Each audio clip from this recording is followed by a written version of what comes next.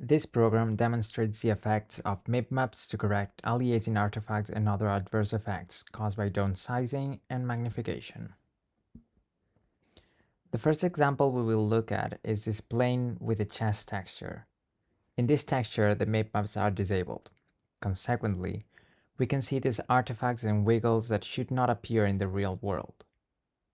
In addition, this plane allows us to observe very close and distant points with the naked eye, where the texture is noticeably minified. Now let's activate the first of the MIP maps.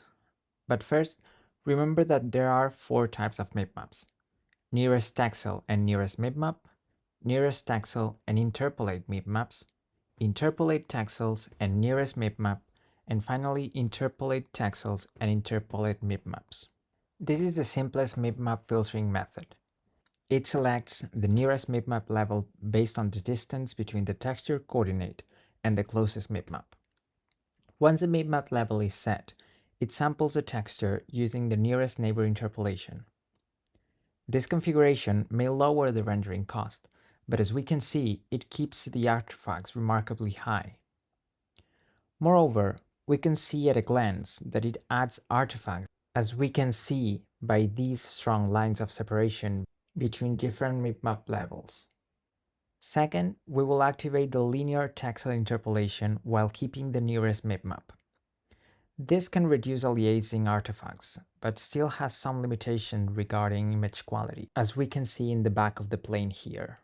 Let's return to the nearest texel, but we will change to linear interpolation between the closest MIP map levels. As we see, this helps to produce smoother transitions between MIP map levels, but it can still result in some visual artifacts in the back. Finally, we will see the results of bilinear texel and MIP map interpolation.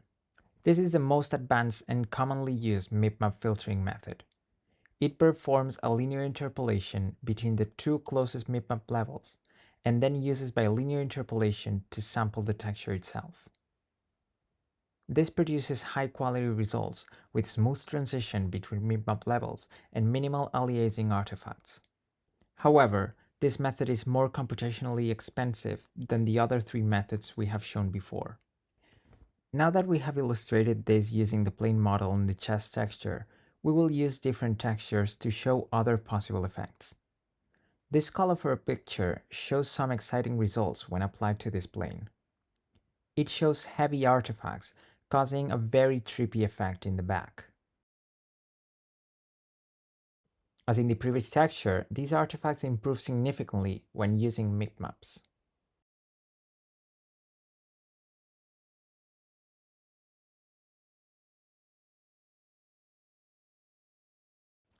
Finally, this other texture offers a good example even when using bigger texture sizes. It is relevant to mention that this screen is a 3K display and that this texture would likely get more extreme results using another screen. However, we see how horizontal lines almost disappear and the effect it causes in this texture. Let's visualize how different MIP maps impact this texture.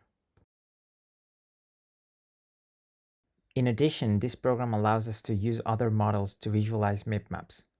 For example, the cube model shows little difference from what we have seen on the plane. On the other side, this sphere shows more exciting results.